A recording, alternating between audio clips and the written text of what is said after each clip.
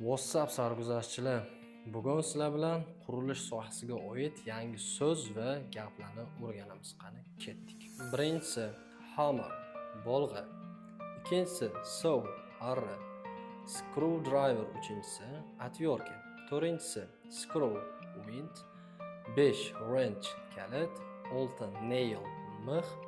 7 measuring tape, metr.